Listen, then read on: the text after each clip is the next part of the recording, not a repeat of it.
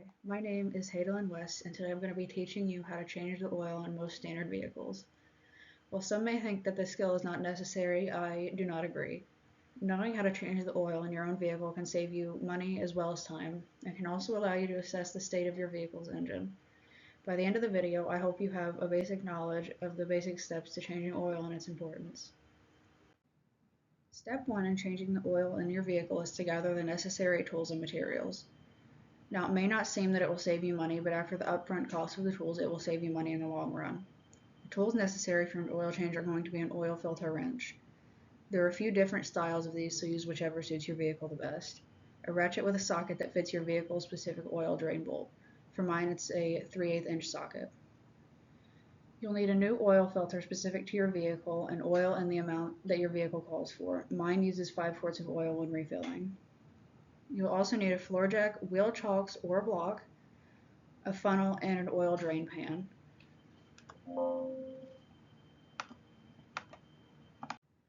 Now that you have the necessary materials gathered, you can start getting things ready to change the oil.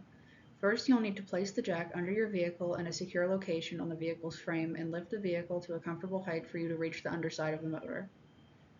Next, you'll place the wheel chock or block behind the back tire securely to ensure the vehicle doesn't roll or fall. You will then place the drain pan under the vehicle's motor directly below the drain plug. Now you're ready to begin the actual oil change. First things first, you're going to use the ratchet and socket to loosen the drain bolt and take it out. Allow the oil to start draining into the pan while you open the oil cap on the top of the motor. This will allow the oil to drain more quickly. You'll then use the filter wrench to remove the oil filter. When the oil is finished draining, you can dip your finger into the oil and check for any metal flakes or sparkles. If there are none, then your engine is staying lubricated. If there are some, you may need to have it checked out.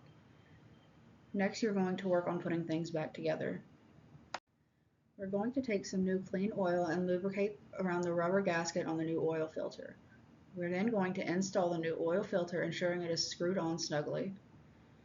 We will then replace the drain bolt, ensuring it is screwed on snugly but not over tightened. Using the funnel, we are going to pour the new oil into the top of the motor, keeping in mind what the specific vehicle calls for. Mine calls for 5 quarts. We will close the oil fill lid and start the vehicle, letting it run for 2 to 3 minutes so that the oil can circulate and heat up. Next, we're going to shut the vehicle off and pull out the dipstick. Wipe the dipstick clean and replace it. Pull it back out and read the oil level to ensure that you have added the proper amount of oil back into the engine. And check under the vehicle and make sure no oil is leaking from the new filter or the drain plug. If none is leaking, we can shut the vehicle off and start the cleanup process. While cleaning up, you're going to remove the drain pan, lower the vehicle from the jack, and remove the wheel chocks or blocks. It is important to discard all of the oil properly. For me, I generally pour it back into the empty oil jug and take it to the nearest auto parts store, where they discard it for free. As you can see, changing the oil in your vehicle is not very complicated, and once you purchase the necessary tools, they are good for the duration of the vehicle. When changing oil every 5,000 to 7,000 miles, this can save travel time to the shop and money in the long run. Have a great day, and thank you for learning with me.